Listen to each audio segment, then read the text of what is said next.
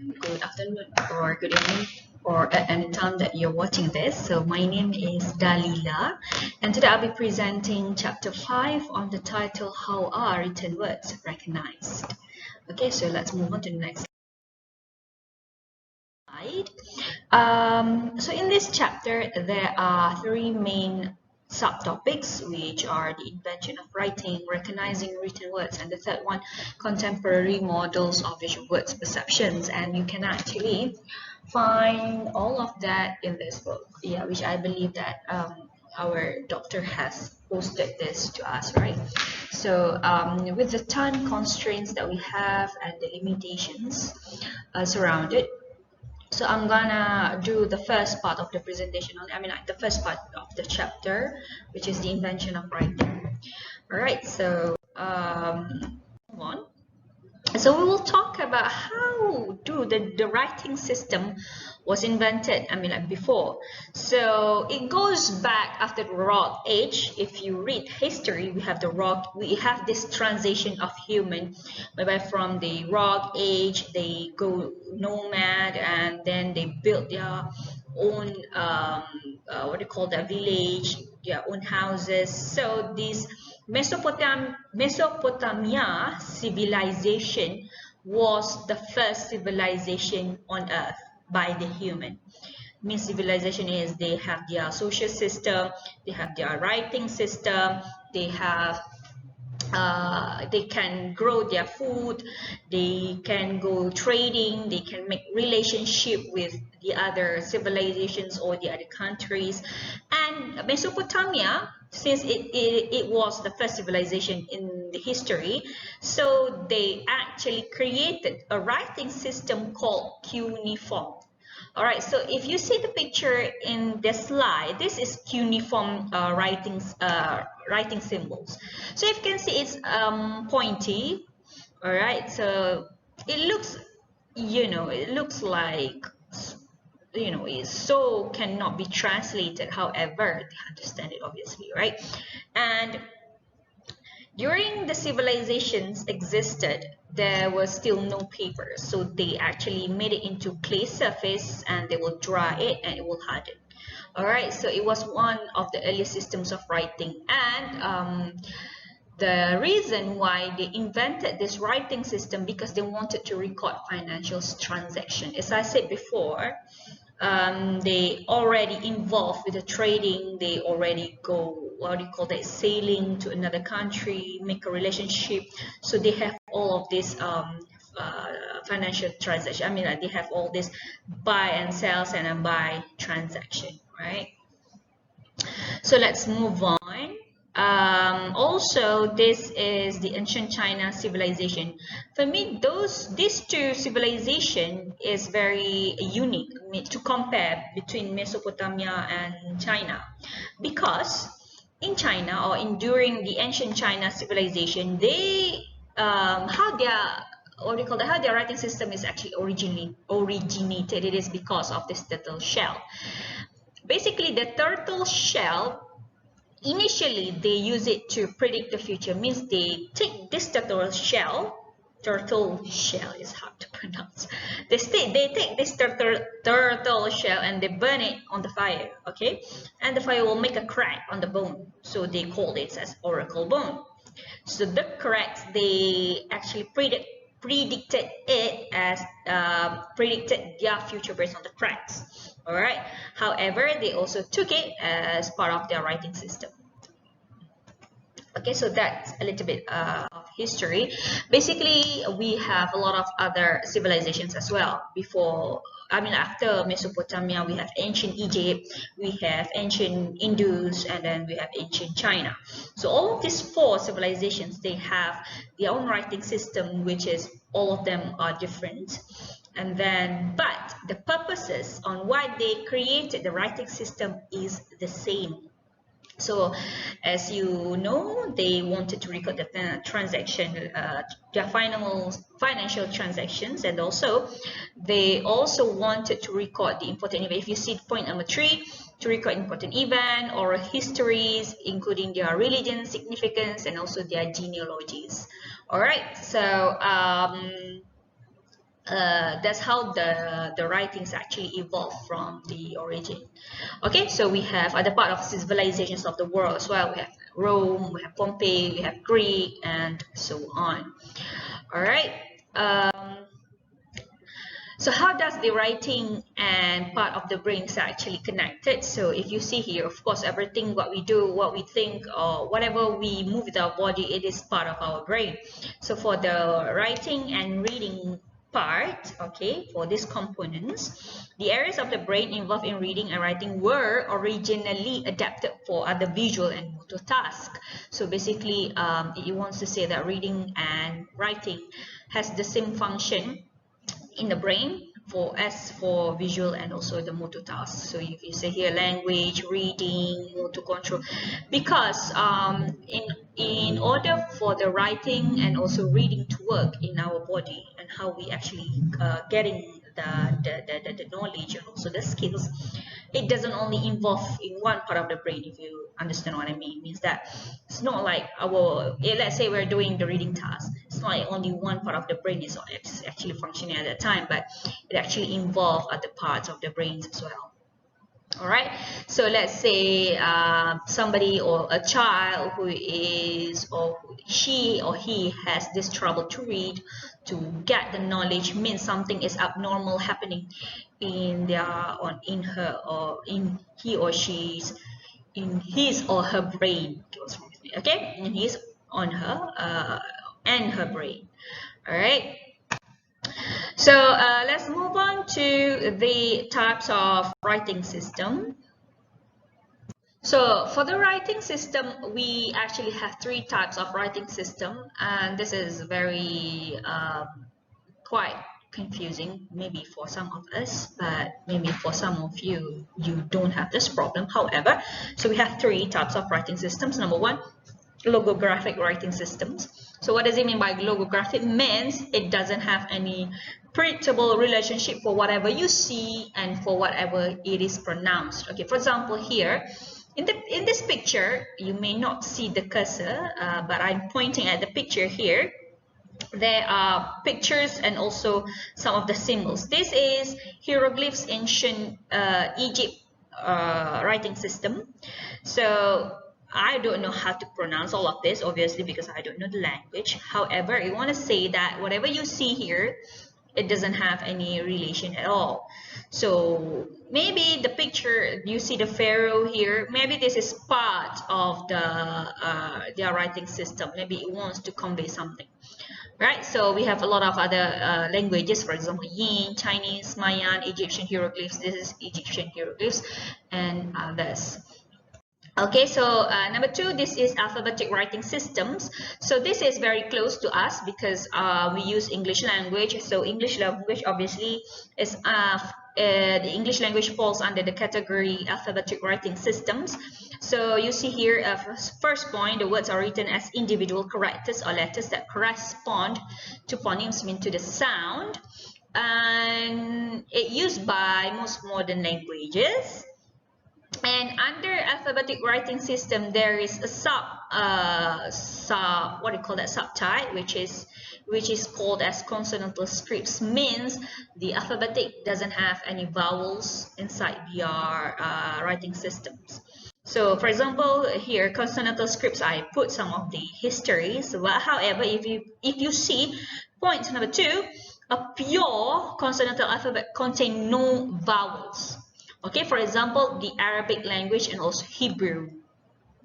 Okay, but you must be wondering, if they have no vowels, how can they actually make sentences? How can they understand their what do you call that? Their morphemes and so on.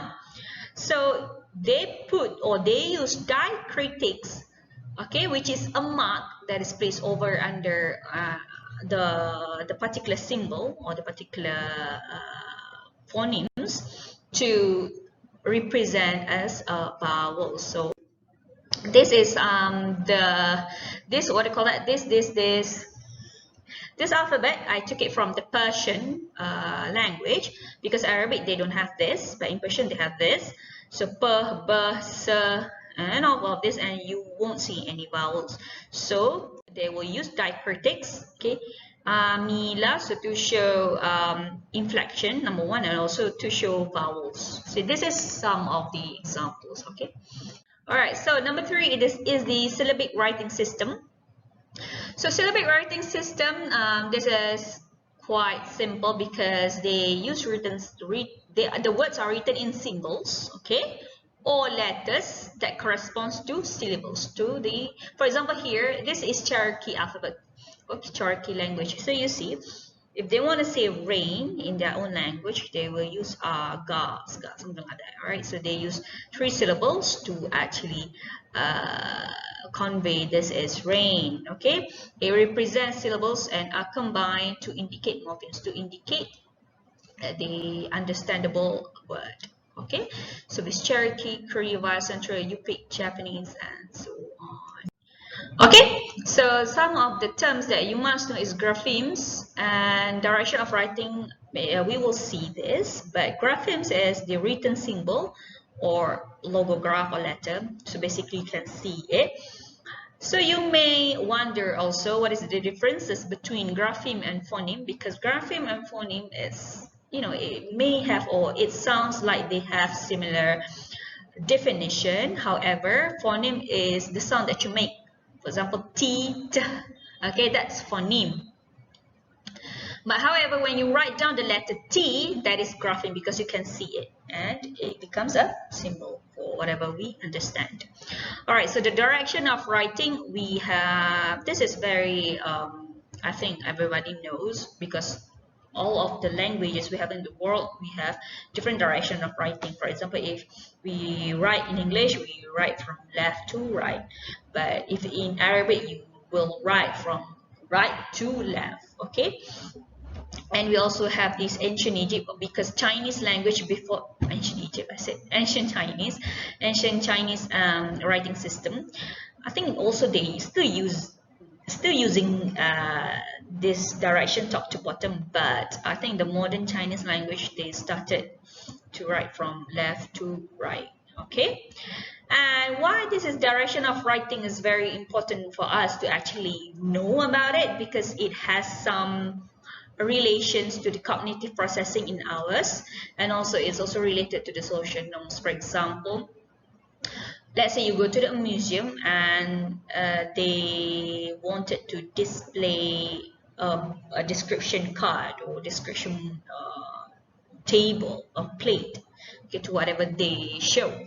So how big or whatever font they want to use, it must goes back on how is your language. Is it understandable if you do like this? Is it understandable if you do like that? Okay, so that's about it. And we will see also writing and culture. This is very interesting for me. Okay, because I actually classes them, or actually categorize them in 4, if I'm not mistaken, 4 types of culture, 4 or 5. Okay, so number 1 is newly created writing system. Okay, this newly created writing system means the what do you call that? The tribe or the race of the people, they existed long time ago. They speak the language, however, they don't have any writing system. So this is what happened to the Cherokee people. So the Cherokee people, they can speak, okay, they know the language, they speak the Cherokee language, however, they didn't have the system. So on 18,000s, okay, this chief Sequoia, if I'm not mistaken, I cannot remember how to pronounce the name, Sequoia, okay, let's say Sequoia. So he invented this logographic system, but then decided against it. However, after 12 years, he managed to create a Cherokee syllabary. So that's what you saw before, the picture that I showed you. So that is Cherokee writing system. Quite interesting history for this for their writing system, because at first the people was actually against it. They were against whatever Sequoia is actually created. However, he managed to actually to talk to people, and they managed to actually convince the people to use their writing or to use his writing system, and it actually they're still using this until now. All right. So number two is changes in writing system. This has happened in Korea, whereby long before they have their own writing system, which they call is as Hangul. Point number three, Hangul. They use Chinese writing system.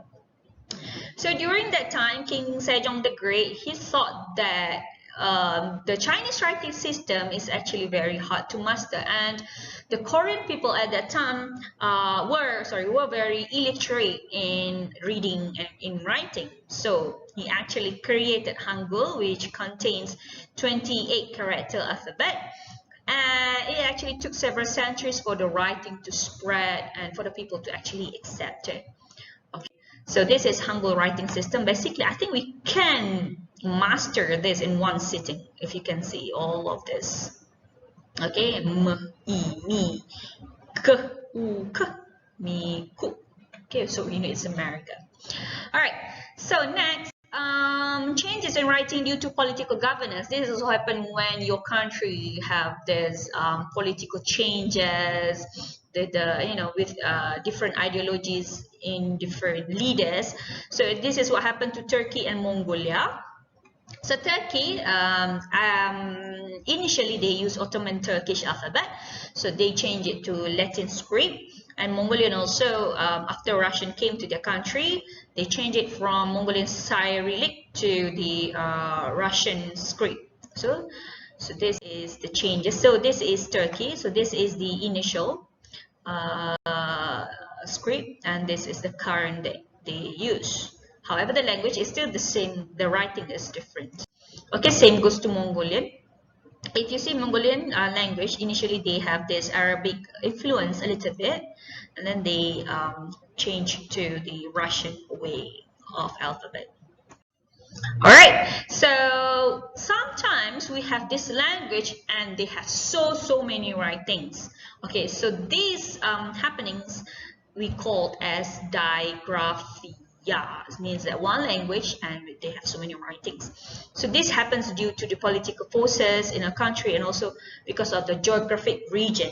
Okay, because how the country is actually located. So actually a lot of cases happen to these occurrences. For example, Serbia, or the country Serbia, use Serbian Cyrillic alphabet and also Latin script. Punjabi people, this is very fascinating for me because according to whatever your belief is, let's say you're Hindu, let's say you're Muslims, you use two types of different scripts.